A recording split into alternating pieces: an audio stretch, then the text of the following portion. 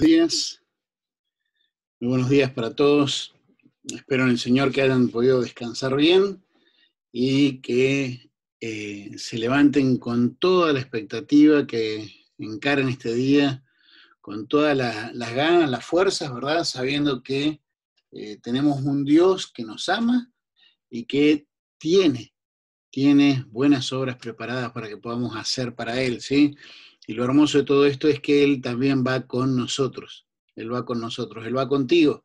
Él prometió, yo estaré con vosotros, dice, todos los días hasta el fin del mundo, ¿sí? Así que damos gracias al Señor por eso. Vamos a seguir allí en 2 de Timoteo, capítulo 2. Vamos a estar viendo desde el versículo 23 al 26. Lo más seguro es que podamos terminar ya hoy con el capítulo 2, ¿sí? Realmente es una bendición y disfruto mucho el poder compartir con ustedes estos tiempos, así que agradezco al Señor también por cada uno de ustedes allí acompañándonos, ¿sí? Vamos a escuchar una canción que compartió una amiga, una hermana, que si Dios lo permite también la vamos a tener cantando en esta próxima conferencia que vamos a estar teniendo, que empieza a partir de esta noche, ¿sí? Corazón de siervo. Señor, mi corazón, pon en mí tu compasión, hazme un siervo de valor, haz que me una tanto a ti, que se vea tu luz en mí, haz de mí tu servidor,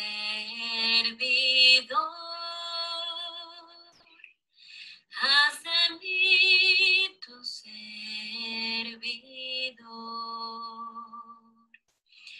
hazme servir como tu Señor, viviendo por los demás.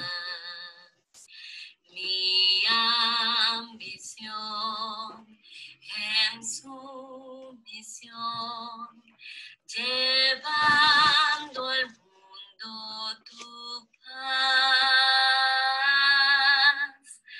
Ten, Señor, mi corazón, pon en mí tu compasión, hazme un siervo. Querido Dios, Padre Celestial, señores, en el nombre de tu Hijo Jesucristo, Señor, que venimos delante de ti, Padre amado, para rogarte, Señor, que seas tú haciendo esa obra preciosa y perfecta en nuestras vidas, Señor.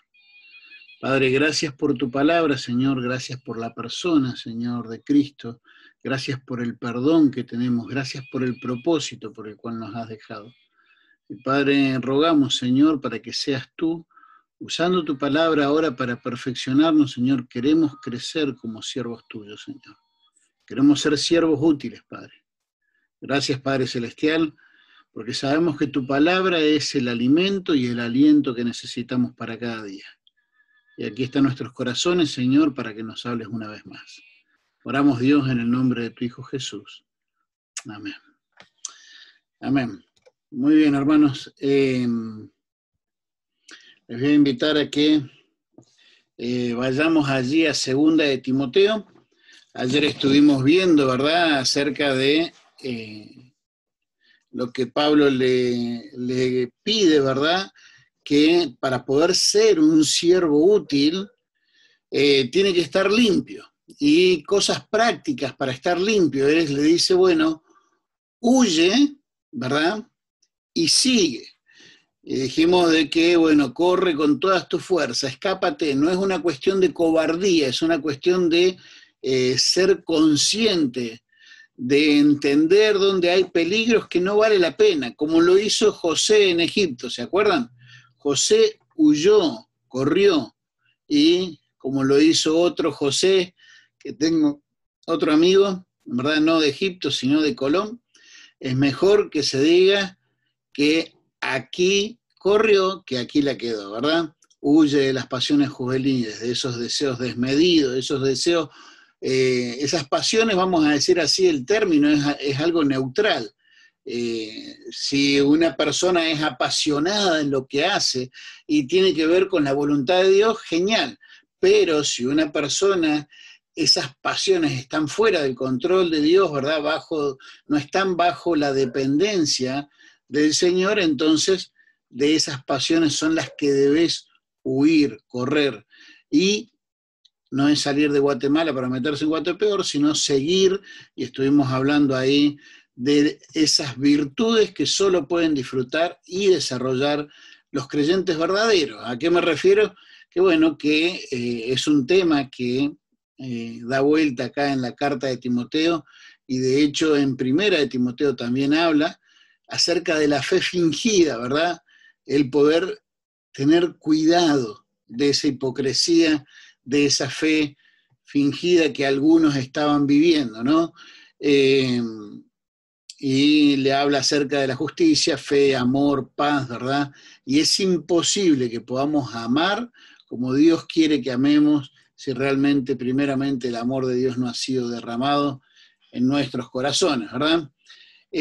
¿Con quién debía hacerlo? Con aquellos que de corazón limpio le invocan. Y vimos acerca de desechar, pero pasamos un poco las corridas porque quería terminar ayer y no pude. Desechar, dijimos que tiene que ver con botar, con tirar, pero para poder desechar, primero, debemos discernir, debemos crecer en nuestro discernimiento, ¿sí? Tenemos que aprender a discernir entre lo bueno y lo malo, podríamos decir. Tener los sentidos ejercitados, dice allí en Hebreos, entre el discernimiento del bien y del mal. Pero en 1 Tesalonicenses 5 dice así la palabra de Dios en el versículo 21 y 20: examinadlo todo y retener lo bueno. Para eso uno tiene que discernir. Examino, miro, veo, esto sirve, esto no. ¿Qué es lo que hago? Retengo solamente lo bueno, lo malo lo desecho, lo tiro, lo excluyo o no lo admito dentro de las cosas que son útiles, ¿verdad? Y para discernir correctamente uno tiene que conocer. Si me dan, qué sé yo, por ejemplo, vamos a hablar de, no sé, me dieron una ofrenda. No, está mal. Bueno, sí, billetes en los de los gente del banco, ¿sí? Le llega una persona, a alguien del banco, ¿verdad? Y él empieza a revisarlos, o la misma máquina, ¿viste? Vos metés los billetes y la máquina empieza a revisar, ¿verdad? Y te devuelve algunos si no es, o si considera que no es correcto, que no es verdadero. ¿Qué es lo que hace ahí el cajero? ¿Viste? Va discerniendo conforme a lo que conoce y, vamos a decir así, excluye aquellos billetes que no son verdaderos. Pero para eso necesitamos aprender a escuchar y aprender a observar, aprender a escuchar. ¿Saben? La Biblia dice allí en Santiago capítulo 1, por esto, mis amados hermanos, todo hombre sea pronto para oír, tardo para hablar, tardo para airarse. Y alguien dijo que por eso el Señor nos dio 2 orejas y una boca para que aprendamos a escuchar más, dice, aprendamos a escuchar más de lo que hablamos. 2 orejas, una boca, ¿sí? Generalmente, recordemos que en este caso tiene que ver con personas, ¿verdad? Y dijimos que muchas veces las personas, en este caso que están hablando esas, dice, cuestiones necias e insensatas, generalmente esas personas buscan mostrarse, ser palabreros, pelear, discutir, ¿viste? Mostrar lo que saben, ¿sí? Entonces uno tiene que aprender a escuchar y tratar de discernir. No es cuestión de andar juzgando, pero sí tenés que discernir, y porque vamos a decir así, ya en lo que es esa palabrería, son palabras vanas, ¿sí? Como lo vimos hace un tiempo atrás, dice, para lo cual nada aprovecha. Entonces, vamos a decir, si fuera algo que tuviera sentido, que edificara. Porque a veces hay conversaciones muy buenas que, si bien no están rondando alrededor de la Biblia, son buenas conversaciones que te edifican, te traen algo de provecho, algo te va a servir, ¿sí? Pero, dice, estas conversaciones, ¿viste?, no tienen sentido, es una pérdida de tiempo. La producción que trae es negativa, dice, engendran contienda, gangrena, ¿se acuerdan? No sirve. Y lo peor no es eso, porque esas contiendas, vamos a decir así, si fuera algo que sucedió allí y acabó, uno dice, mira, está. Pero lo cierto es que la propagación siempre va a ir más lejos que el problema en sí mismo, que tal vez esa discusión que haya habido ahí. Entonces, tenemos que aprender a escuchar y discernir. Mira, no, en este tipo de conversaciones, con este tipo de actitud, porque recordemos, estamos hablando que tiene que ver con personas, ¿verdad?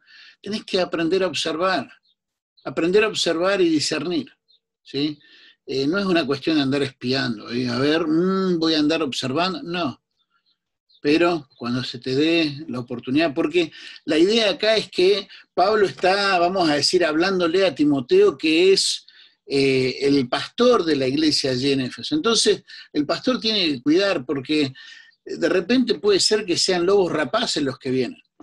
Ojo, al ser humano lo pueden engañar, a Dios no, Dios conoce lo suyo, pero al ser humano lo pueden engañar. Pero por eso tenemos que tratar de estar atentos, discernir y desechar las cuestiones necias e insensatas.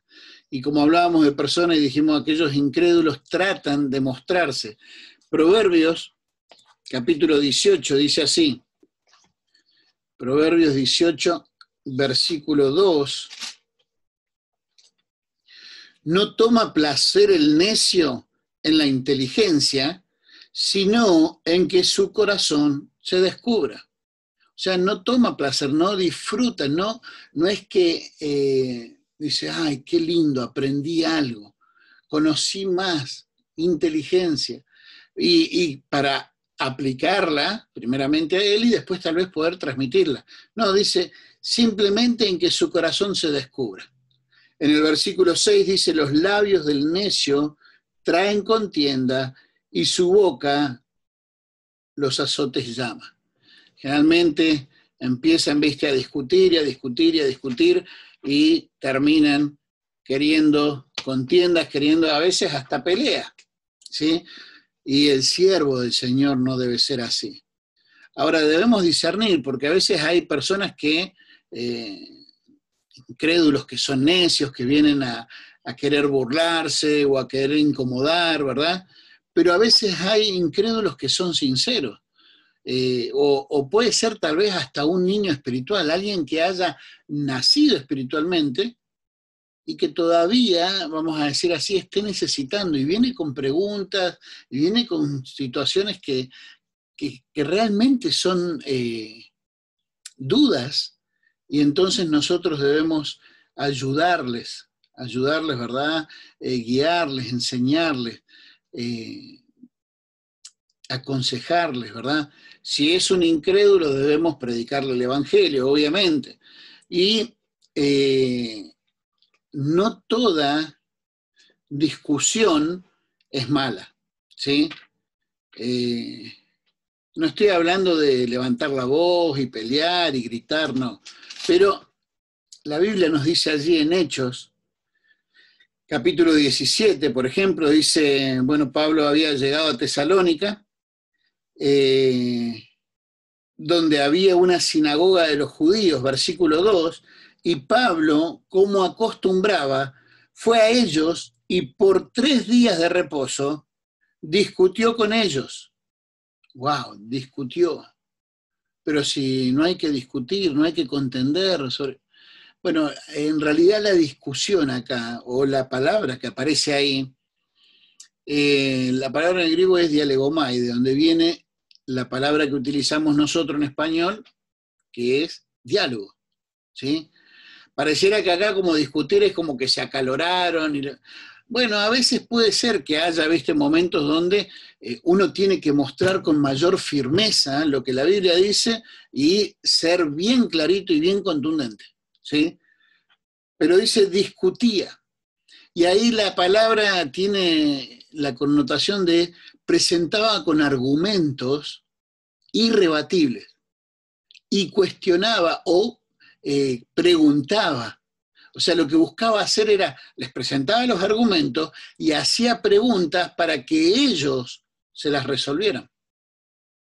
La idea era tratar de confrontarles y que pudieran comprender la palabra de Dios y la obra de Cristo, ¿sí? Lo mismo dice allí en el versículo 17, dice así que discutía en la sinagoga de los judíos piadosos y en las plazas los días que concurrían. En el 18:4 también dice, y discutía en la sinagoga todos los días de reposo y persuadía a judíos y a griegos, ¿sí? Tenemos que aprender a discernir. Hay personas que, como dice, quizás Dios les conceda que se arrepientan, y ayer mencionamos un poquito, pero ya lo vamos a ver más adelante.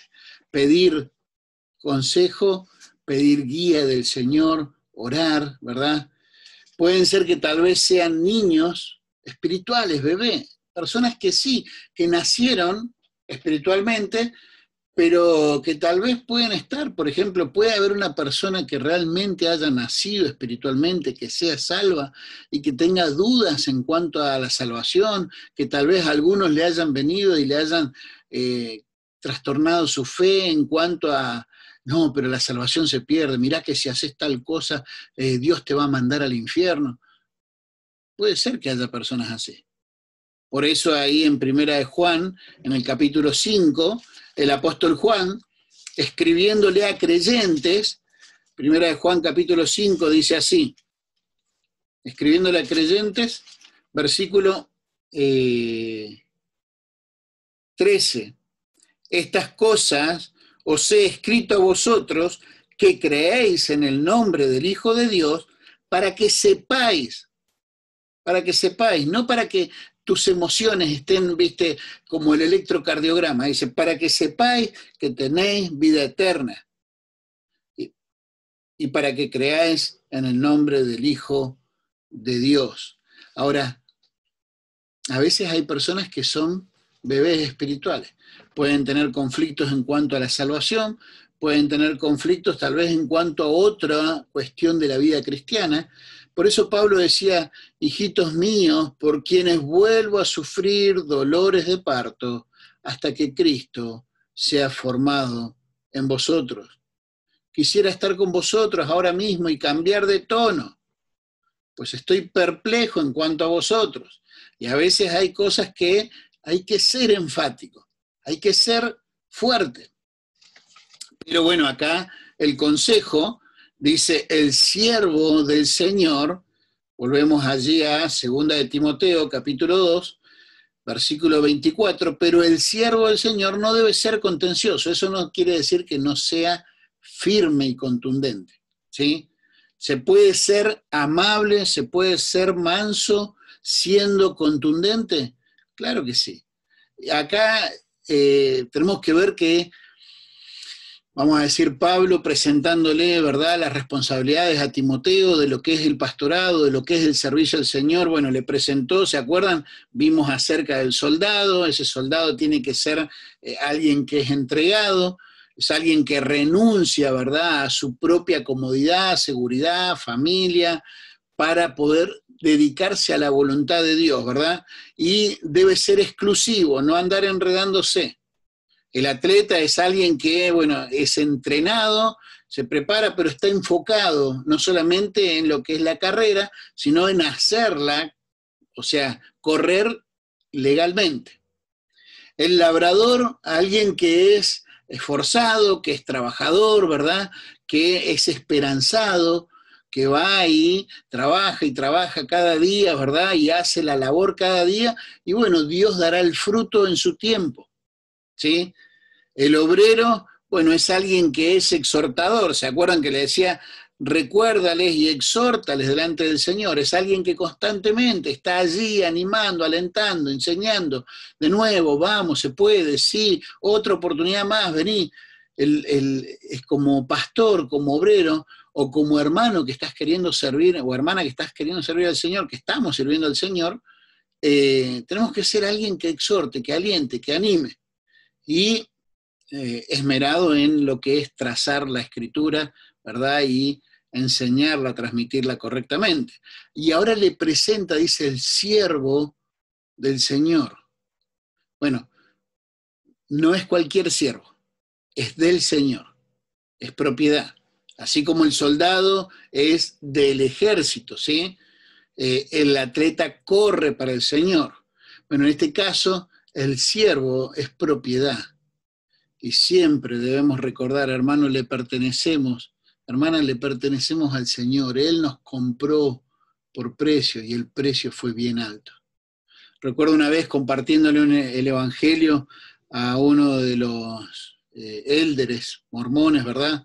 Y hablándole acerca de que la salvación era por gracia, por la fe, y que las obras no servían para nada. Me dice, no, pero ese es un evangelio barato, dice. ¿Cómo que no tenemos que hacer nada para poder ser salvos? Y digo, qué burrada que dijiste. ¿Cómo vas a decir semejante gansada? ¿Cómo que es un evangelio barato? Barato es si fuera por tus obras. ¿Por qué? Porque costó la misma vida de Cristo. Fuimos comprados por precio. Y por eso el amor de Cristo nos constriñe, pensando esto, que si uno murió por todos, entonces luego todos murieron, para que los que viven ya no vivan para sí, sino para aquel que murió y resucitó por ellos. Pero la posición, dice, la posición es de siervo. Y ahí la palabra es doulos, que tiene que ver con un esclavo por amor. Un esclavo que, vamos a decir así, fuimos libertados por Cristo, ¿sí? Si el Hijo os libertare, seréis verdaderamente libre. Y bueno, esto sucedía, ¿verdad? Cuando venía, se me fue la palabra ahora, el tiempo de jubileo, entonces se daba la oportunidad de llevar a los esclavos, ¿verdad?, allí al mercado, y podía el mismo esclavo comprarse a sí mismo, lo cual era prácticamente imposible, pero también podía venir alguien y comprar al esclavo, y cuando le daban el título de propiedad, él se lo podía dar al esclavo, ¿sí? Pero también podía pasar de que su propio amo lo comprara y le diera el título de propiedad a él, y eres libre, puedes hacer lo que quieras. Y ese esclavo, que realmente tenía no una cuestión de, uy, ¿ahora qué voy a hacer? No conozco nada, ¿a dónde voy a ir? ¿Viste? O, no, tengo a mi familia acá, mejor me quedo. No, no, un esclavo que realmente amaba a su amo, decidía ser esclavo por amor, y ahí se horadaba su oreja, se le ponía una marca, ¿verdad? Y se sabía, todos los que veían a esa persona, que era un esclavo por amor. Amaba a su Señor, decidió quedarse sirviéndole a Él. Y el Señor Jesucristo nos hizo libres, realmente libres. Pero espero que sea tu decisión y mi decisión cada día ser un esclavo por amor. El siervo del Señor, dice, no debe ser contencioso, no debe andar peleando. Ya vimos varias cosas, ¿verdad? Sino que debe ser, dice, amable. Sino amable, dice, para con todos. Es fácil ser amable, ¿verdad? Para con aquellos que te tratan bien, que te responden bien, que es fácil. Es fácil ser amable tal vez para con los hermanos de la iglesia que buscan crecer, que se dejan pastorear, que saben buscar consejo y que saben aceptar el consejo. Es fácil tal vez ser amable, pero ¿y qué con las ovejas más difíciles? Bueno, dice para con todos. ¿Y qué para con aquellos inconversos, verdad? Y para con los que realmente más bien son como enemigos de la obra, ¿no? A veces personas que tal vez entran a robar o que buscan, ¿viste?, cómo molestar, por ejemplo, a los hermanos de la iglesia. ¿Qué con ellos? Bueno, dice, tenés que ser amable para con todos. Manso, pero tampoco no ganso, ¿sí? Hay cosas en las que, vamos a decir así, debes utilizar las herramientas que Dios pone. Te entraron a robar, bueno, hace la denuncia y busca la forma en que estos que están haciendo eso tengan su justa retribución conforme a lo que la ley manda, ¿verdad? Pero en realidad el propósito dice es ser amables y que sea apto para enseñar, o sea, que sea preparado para responderles con claridad ante la necesidad, pero también dice sufrido. Y el ejemplo allí es el de nuestro Señor Jesucristo. Dice allí en 1 de Pedro capítulo 2, en el versículo 23, hablando, voy a leer desde el versículo 21, pues para esto fuiste llamados, porque también Cristo padeció por nosotros, dejándonos ejemplo para que sigamos o para que sigáis sus pisadas, el cual no hizo pecado, ni se halló engaño en su boca, quien cuando le maldecían no respondía con maldición, cuando padecía no amenazaba, sino que encomendaba la causa al que juzga justamente, quien llevó él mismo nuestros pecados sobre su cuerpo en el madero.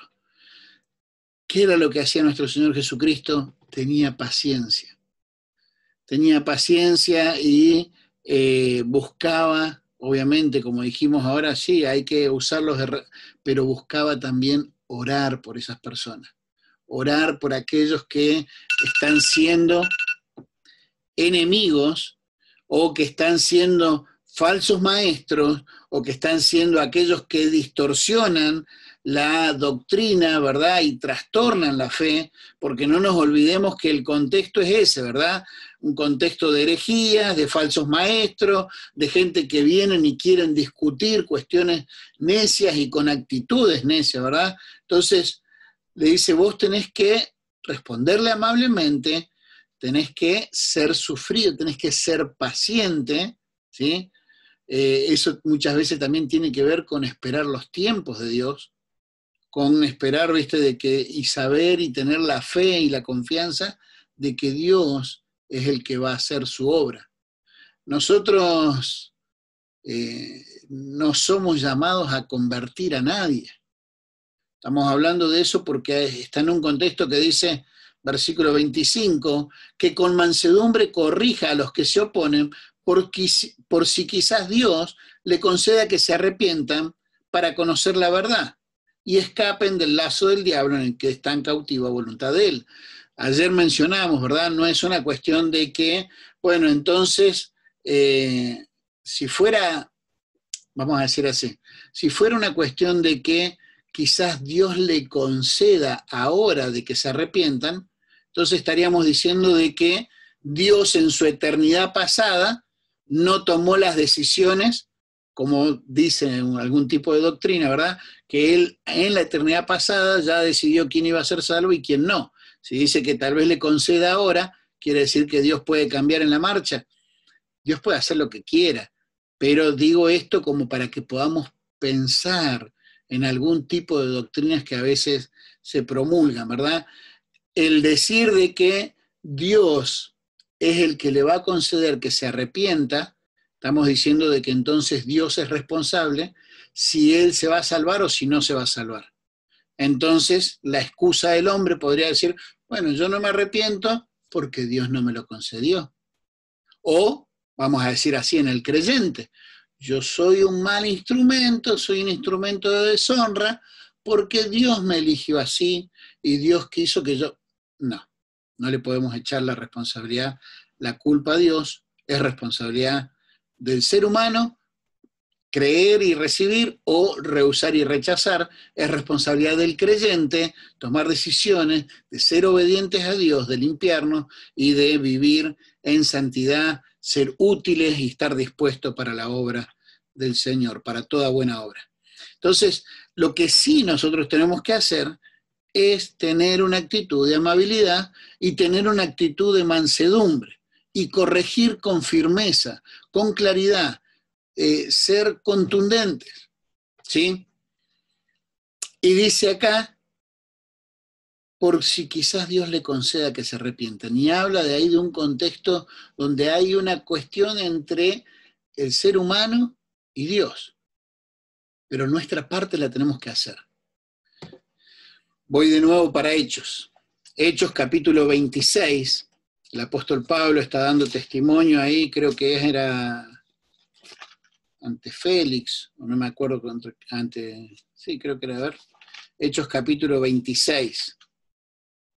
Ante Agripa, ¿sí? Y allí dando testimonio de su conversión, Hechos 26, versículo, voy a leer desde el 16, pero levántate y ponte sobre tus pies, porque para esto he aparecido a ti, para ponerte por ministro y testigo de las cosas que has visto y de aquellas en las que me apareceré a ti, librándote de tu pueblo y de los gentiles, a quienes ahora te envío. ¿Para qué? ¿Para qué te envío a los gentiles? Para que abras sus ojos. Y esa es la responsabilidad nuestra. Hay personas que están enceguecidas, ¿verdad?, en cuanto a su entendimiento, y el diablo más bien hace, ¿verdad?, ese humo, el diablo los busca mantener ciegos para que no les resplandezca, dice, la luz del Evangelio, que es la gloria de Cristo, ¿verdad? Ahora, la idea es, nosotros tenemos una responsabilidad, y es abrirle los ojos. Entonces, estas respuestas, ¿verdad?, siendo aptos para enseñar, estas respuestas de siendo amable, de aprender a ser paciente, ¿verdad?, tal vez con actitudes o tal vez con el tiempo, de que a su tiempo ser paciente, ¿verdad?, el de responder con mansedumbre y corregir, tiene que ser algo que muchas veces tiene que ser contundente, ¿sí? Lo vemos en nuestro mismo Señor Jesucristo. Hubo momentos, ¿verdad?, donde Él, respondía con total, pero había momentos donde agarró, ¿verdad?, y limpió la casa, ¿verdad?, porque la casa de mi padre, casa de oración es. Pero la cuestión es, dice, por si quizás Dios les conceda. Hay una parte que es nuestra, pero hay una parte que tiene que ver entre Dios y la persona. Dice, para que abra sus ojos, para que se conviertan de las tinieblas a la luz y de la potestad de Satanás a Dios, para que reciban por la fe que es en mí perdón de pecados y herencia entre los santificados. Dijimos, el Señor sabe quiénes son los que van a responder, porque tiene lo que es su presciencia, su previo conocimiento. Él es omnisciente, ya conoce todo, ¿verdad? Él sabe. Nosotros no sabemos, ¿sí? Nosotros no sabemos quiénes son los que van a conocer a Cristo, quiénes son los que van, como dice acá, a arrepentirse. Saben, la palabra arrepentimiento es muy interesante porque hay un arrepentimiento que salva y un arrepentimiento que no, ¿sí? Hay un arrepentimiento que tiene que ver con metamelomai, que es un dolor o pesar que aún los inconversos lo sienten, ¿sí? Y generalmente ellos en el ámbito ese se llama remordimiento, ¿sí? Tienen ese dolor y ese pesar porque se dan cuenta que hicieron algo mal y muchas veces hasta se comprometen, no lo voy a volver a hacer nunca más, ¿cómo pude haber hecho eso? Y a veces hasta buscan a Dios, Dios, si vos me sacás de esta, te prometo que no lo vuelvo a hacer más. Muchas veces. Judas, cuando se dio cuenta de lo que estaba pasando, algunos comentaristas dicen de que él creía que, bueno, vendía el Señor, iba a tener esa ganancia, vaya a saber si tal vez para usarla bien o para robársela, no lo sabemos, pero la cuestión es que dice que cuando él vio lo que estaba sucediendo, que su maestro no se estaba escapando tal vez como se había escapado otras veces, que pasó por entre medio de la multitud, cuando vio lo que estaba pasando, dice que fue arrepentido y devolvió las 30 piezas de plata y reconoció su pecado, he entregado sangre inocente, ¿verdad? Y quiso que se cambiaran las cosas, no tenemos parte contigo. Era tanto el dolor y el pesar que dice que fue y se ahorcó. Ese remordimiento y ese dolor o pesar por el pecado ha llevado a muchas personas a cometer actos terribles. Pero el arrepentimiento que aparece acá y el arrepentimiento que salva es un cambio de mente. Antes pensaba que Dios no existía, pero veo por la palabra de Dios. Es más, ya por la misma creación podés darte cuenta de un montón de cosas de cómo es Dios. ¿Sí? La misma creación da testimonio. De modo que dice, no tienen excusa. Pero la palabra de Dios, bueno, Cristo es la revelación más exacta y preciosa, pero la palabra nos da testimonio. Y antes no creía, pero ahora veo en la palabra de Dios y veo que es un Dios santo, que es justo, que es amoroso. Cambia mi forma de pensar. Antes pensé que, bueno, sí, soy pecador, pero no es para tanto. Pero ahora veo que no, por la palabra, que mi pecado tiene una consecuencia, que ha ofendido a un Dios santo, que esa consecuencia es la condenación, es la muerte eterna, es el infierno. Y ahora, viste, de pensar de que no era para tanto, ahora entiendo de que sí, que estoy en un grave problema y cambia mi forma de pensar. Antes pensaba de que, bueno, con mi religiosidad o con hacer buenas obras, pero ahora veo que la palabra me dice, no, no es por obras. No es por obra. Sabiendo que el hombre no es justificado por las obras de la ley, cambia mi manera de pensar. Bueno, Cristo antes pensaba que, sí, bueno, es uno más, muchos caminos llevan a Roma, todos los ríos descienden en el océano, pero ahora me doy cuenta que Él es el único camino. Él es la verdad, Él es la vida, y nadie viene al Padre si no es por mí. Me doy cuenta de que Cristo es el que vino a buscar y a salvar, y veo que el Cordero sin mancha, el Cordero perfecto de Dios fue inmolado por mi pecado, y que resucitó. Entonces cambia mi forma de pensar en cuanto a Cristo. Pero tal vez antes, bueno, sí, yo ya sé que Cristo murió por todos, sí, pero la Biblia dice que es el que cree, el que confía, el que le recibe, más a todos los que le recibieron, a los que creen en su nombre, les dio el derecho de ser hechos hijos de Dios. Cambia mi forma de pensar y creo. El arrepentimiento bíblico que salva, en el griego es metanoia, es un cambio de mentalidad. Muchas personas han tenido un montón de remordimiento, pero no un arrepentimiento bíblico. Dice, por quizás Dios le conceda que se arrepientan y para conocer la verdad y escapen del lazo del diablo en que están cautivos. Hermanos, quiero que pensemos en esto. Sé que no es fácil, pero están enceguecidos, son esclavos, sus corazones están endurecidos, sus voluntades están entregadas. Algunos para cometer con avidez toda clase de pecado. Algunos uno ve que el diablo los tiene, ¿verdad?, bajo sus lazos y está haciendo estragos en sus vidas.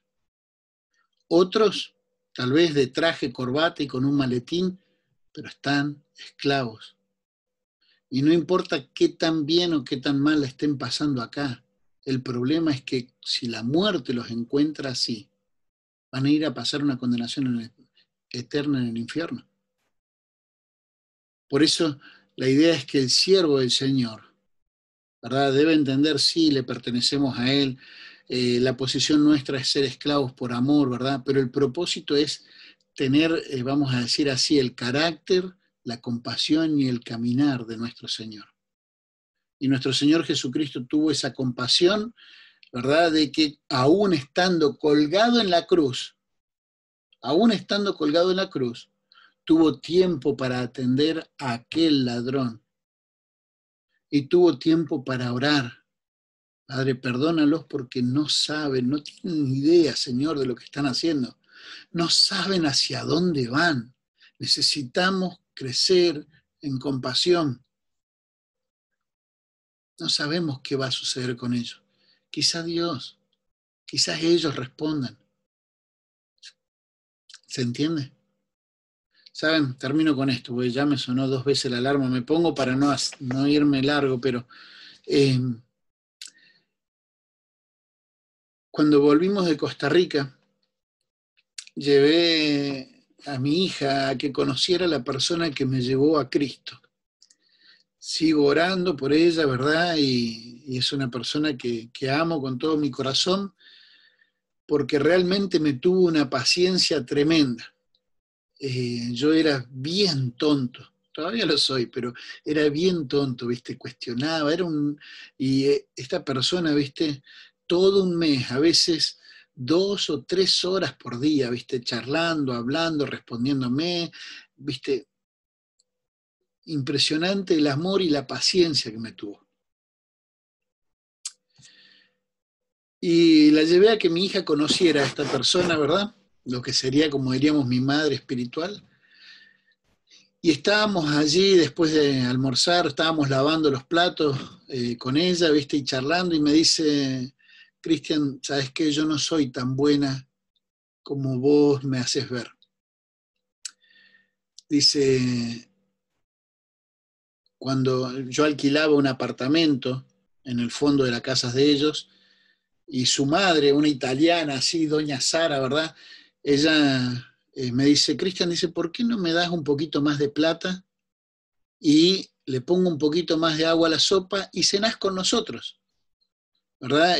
Lo que doña Sara quería en realidad era poder sentarme a la misma mesa donde estaba su hija, porque sabía que la vida de su hija había sido transformada cuando ella recibió a Cristo. Dios había sacado de las drogas también a su hija. Doña Sara todavía no conocía a Cristo como su Salvador personal, pero había visto lo que había pasado en la vida de su hija. Y ella veía lo que estaba pasando en mi vida, que andaba hecho un desastre por el tema de las drogas, y sabía que Cristo podía hacer lo mismo conmigo, que podía cambiar mi vida. Ella todavía no entendía lo que era la condenación eterna y todo eso, pero sabía que había algo especial en Cristo y apostó por eso y me hizo entrar, vamos a decir, me sentó en la misma mesa para que su hija me hablara de Cristo. Y Patricia lo hizo. Cada noche después de cenar nos quedábamos hablando y Pato, ¿viste? Me abría la Biblia y me decía, ¿verdad? Y impresionante. Saltamos un montón de años, habíamos regresado de Costa Rica a Argentina, llevé a mi hija a que conociera, ¿verdad?, a mi madre espiritual, y ahí lavando los platos me dice, yo no soy tan buena como vos decís. Yo le había dicho a mi mamá que te echaran, que vos ibas a traer problemas a esta casa. Su madre, que todavía no conocía a Cristo como su Salvador, gracias a Dios, después sí le recibió. Su madre, o Dios usando a su madre, en vez de echarme, me sentó en esa mesa.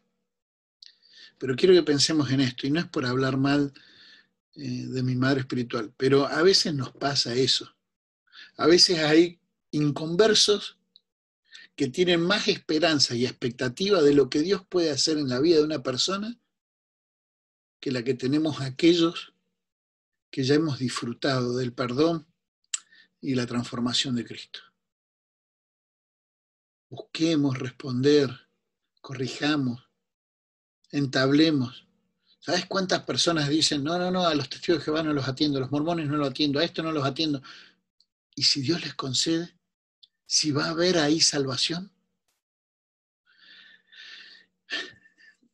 Crezcamos en compasión, hermanos. El Señor les bendiga. Con algunos nos vemos esta noche que empieza la conferencia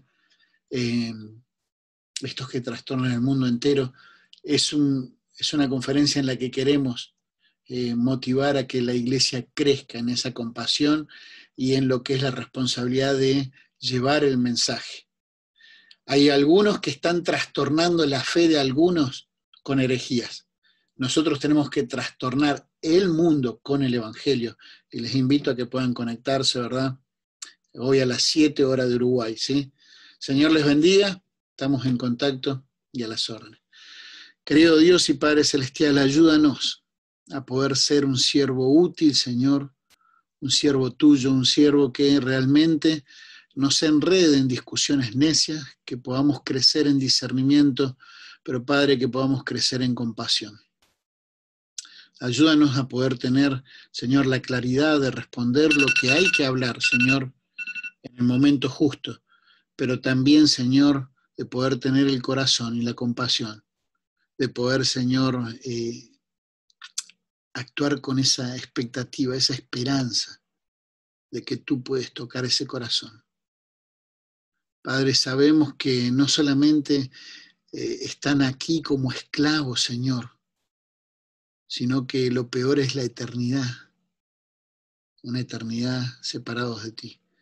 Padre, rogamos para que seas tú usándonos, para que muchos se arrepientan, para que muchos realmente cambien su manera de pensar al escuchar el Evangelio. Padre, ayúdanos a que podamos ser buenos mensajeros tuyos, a que podamos, Señor, imitarte en lo que es, Señor, tu carácter, tu compasión, Señor, aún tu caminar. Oramos, Dios, en el nombre de tu Hijo Jesús. Amén. Amén. Señor les bendiga, estamos en contacto y a las órdenes.